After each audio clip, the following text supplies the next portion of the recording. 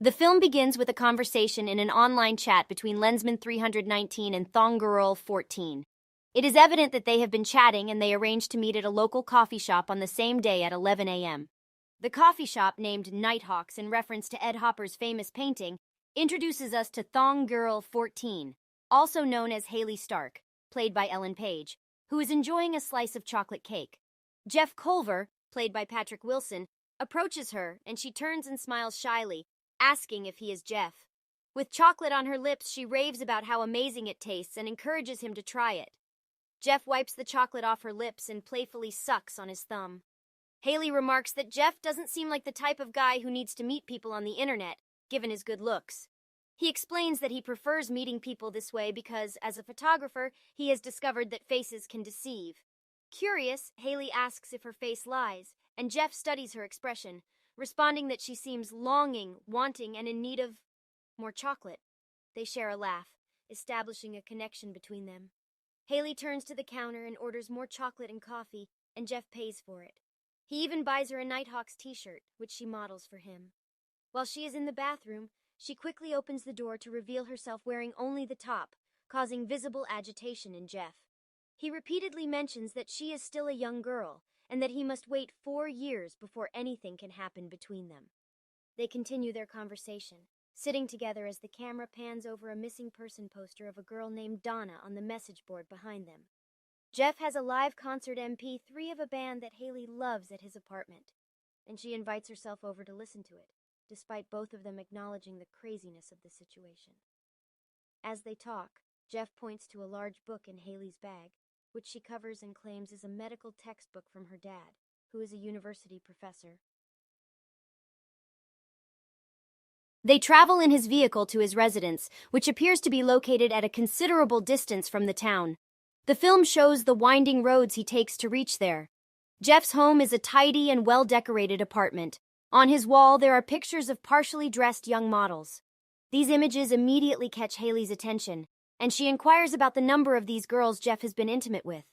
One particular picture of a girl named Janelle, labeled with the date 3/19, makes Jeff uneasy when Haley removes it from the wall. He swiftly takes it from her and places it back in its original position. As Haley listens to the MP3, Jeff fetches her a beverage, but she informs him that she prefers to drink only what she has mixed herself. She proceeds to the kitchen and prepares screwdrivers. When Jeff hesitates to drink quickly, she insists that he keeps up with her pace. Haley requests to be photographed, cranks up the music volume, and energetically jumps on the couch.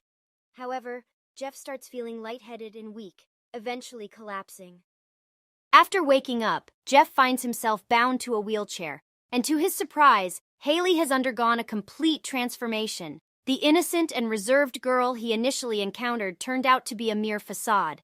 Haley has arrived with a purpose in mind. It becomes evident that she had drugged Jeff and deliberately chose this particular day to meet him because his neighbors were absent, ensuring no one would hear his cries for help.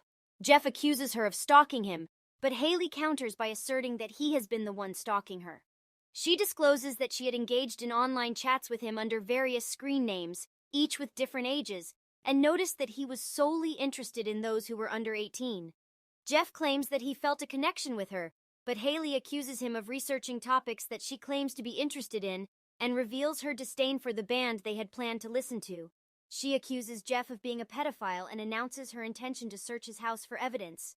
In response, he vehemently denies the accusations, stating that he did nothing wrong and that she had invited herself over and acted provocatively. Haley asserts that Jeff, as the adult, should have known better and refrained from engaging in inappropriate behavior. Haley thoroughly searches the house but fails to find any incriminating evidence. She finds it suspicious that there is no trace of typical pornography that men often possess. However, she does discover records on Jeff's computer indicating that images were downloaded, although the pictures themselves are missing. This raises her suspicion that these downloads may be related to child pornography. During her search, she stumbles upon a gun concealed in a box beneath Jeff's bed. She takes the gun and tosses it onto the bed. Eventually, she uncovers a hidden safe positioned within a coffee table in the center of the room. The table has an inset filled with stones beneath which lies the safe. She deduces the safe's code to be the same as the date, 3/19, written on the picture of Janelle, whom Jeff remains deeply infatuated with. Interestingly, His screen name also incorporates the numbers 319. Haley's reaction to what she finds inside the safe leads viewers to believe that Jeff has been using it to conceal child pornography, although the explicit content is never shown on screen. Additionally, she discovers a photograph of a girl in front of Nighthawk's, the coffee shop. Haley angrily throws the picture at Jeff, questioning why this girl gets to keep her clothes on.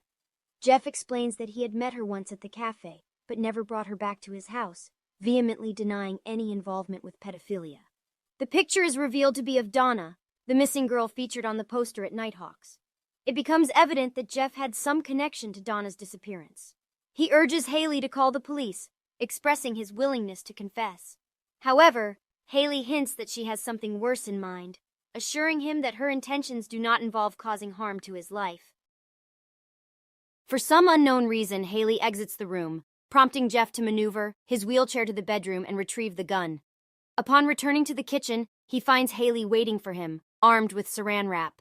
She proceeds to tightly wrap his face until he loses consciousness. When Jeff regains consciousness, he finds himself restrained on a rolling table, his pants removed, and a bag of ice placed on his genitals. Haley, now wearing a green surgeon's smock, announces her intention to castrate him. She sets up his camera in the studio so he can witness the procedure.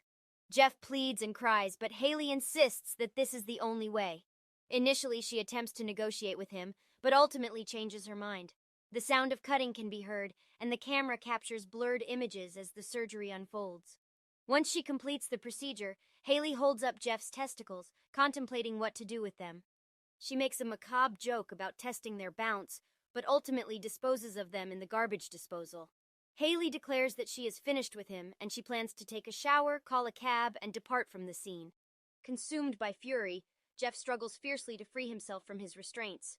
Miraculously, he manages to break free and instinctively checks his groin, relieved to find his testicles still intact. It becomes evident that Haley did not carry out the castration.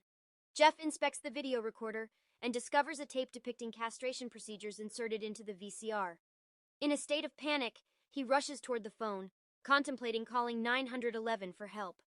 However, in a sudden change of heart, he grabs the scalpel instead and heads to the bathroom, intending to confront Haley.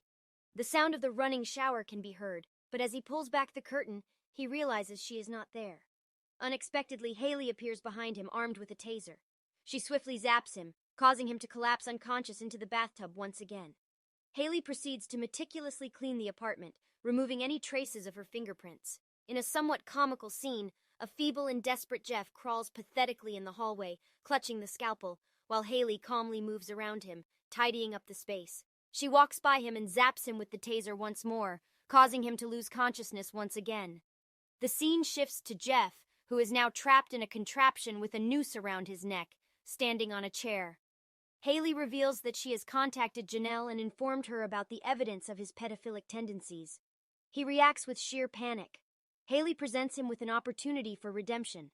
If he hangs himself, she promises to eliminate the evidence, ensuring that nobody will discover his true nature as a pedophile.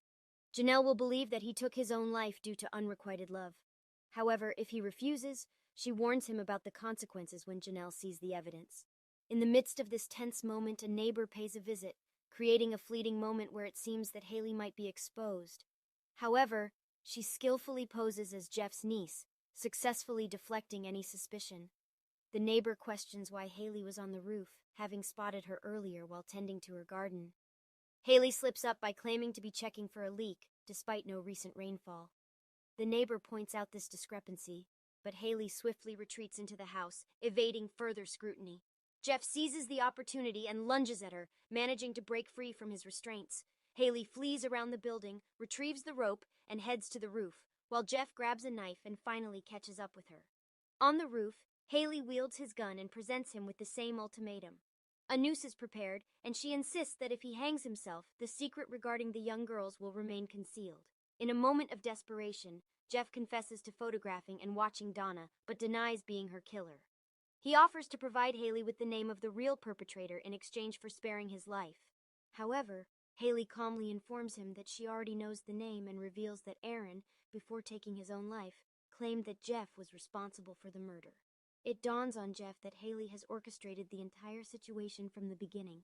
She places the noose over his head, assuring him, I promise to get rid of the evidence. No one will know. Meanwhile, Janelle has arrived and can be heard ringing the doorbell downstairs. Jeff makes a fateful decision and jumps. As Haley peers over the ledge, she simply remarks, "Or not." If you enjoyed this video, please like, share, and subscribe. It's a way to encourage me.